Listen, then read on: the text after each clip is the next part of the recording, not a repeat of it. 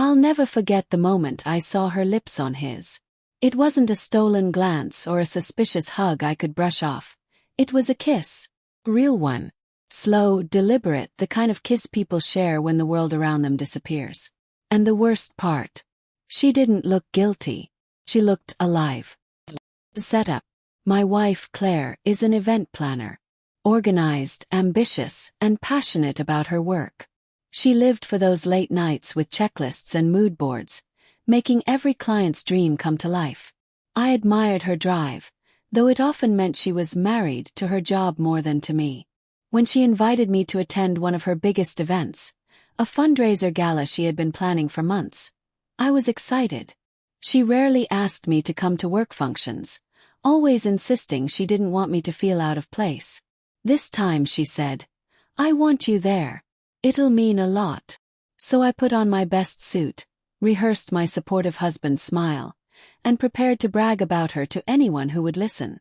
But instead of pride, I left that night carrying a weight in my chest so heavy it nearly crushed me.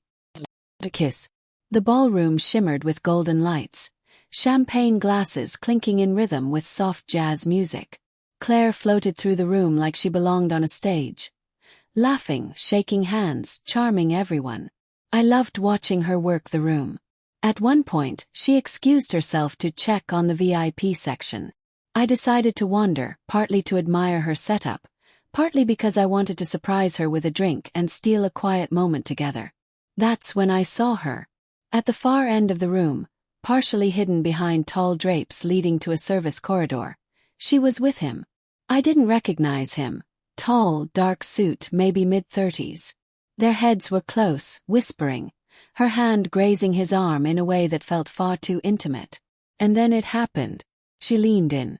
He met her halfway. Their lips touched, soft at first, then deeper, lingering. The tray I carried slipped from my hand. The glasses shattered against the floor, startling a nearby waiter. But they didn't notice. They were lost in each other. My stomach twisted. My heart hammered in my chest so violently I thought it might burst. Every instinct screamed at me to storm over, to rip them apart, to demand an explanation. But I didn't. Instead, I walked away. The silence before the storm. I don't remember much of the next hour. I know I smiled at strangers, shook hands, nodded at speeches I didn't hear. On the outside, I must have looked composed.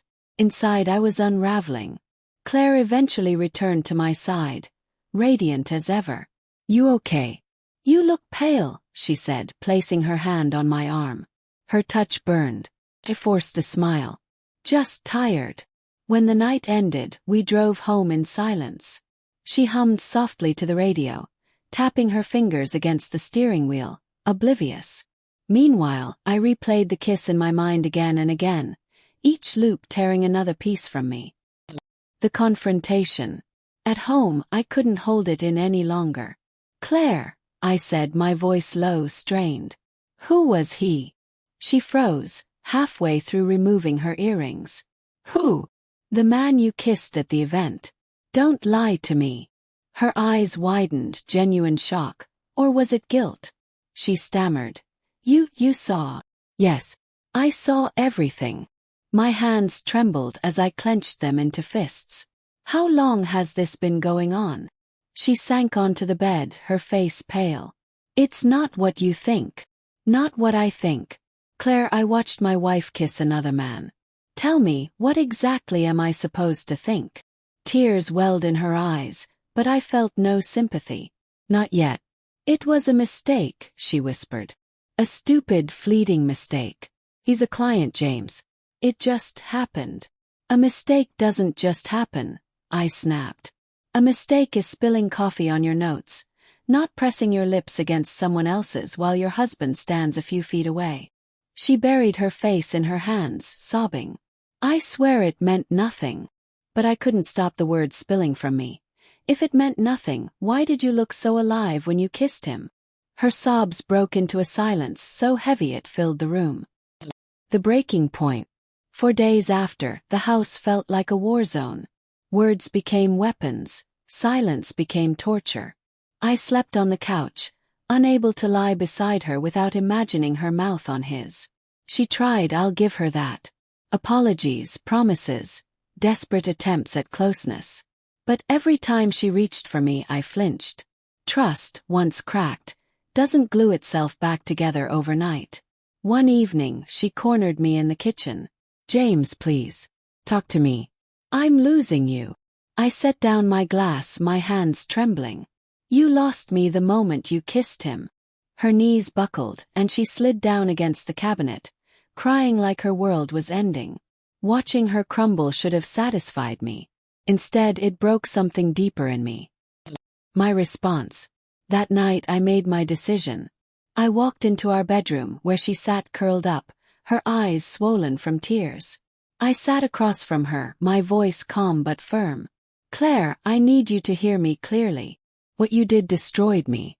Maybe it was one kiss, maybe it wasn't more than that. But it was enough. Enough to kill the trust one had in you. Enough to make me question every late night, every unexplained meeting. Enough to make me wonder if I ever really knew you. She reached out, desperate. We can fix this, therapy, counseling, whatever it takes.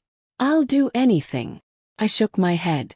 I don't want a marriage where I have to monitor you like a child. Where every time you say you're working late, I wonder whose arms you're in.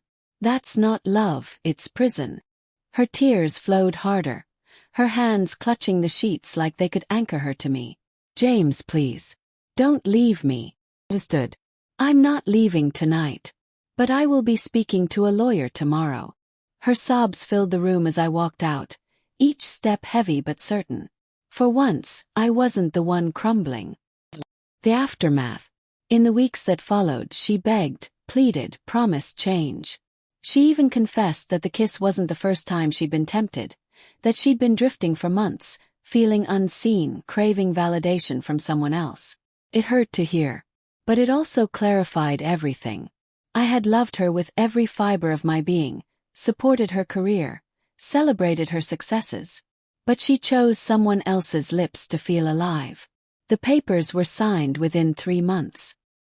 Reflection. Even now, when I think back to that night, I remember the way the champagne glasses shattered against the floor. That sound, sharp, sudden, irreversible, was the sound of my marriage breaking. People ask if I regret walking away. The truth. I don't. Because the moment I saw her crumble, I realized something. She wasn't crying for me. She was crying for the life she lost, the comfort she destroyed, the safety net she burned. And me. I was finally free. Free from wondering. Free from questioning. Free from loving someone who couldn't love me back with the same loyalty I gave her.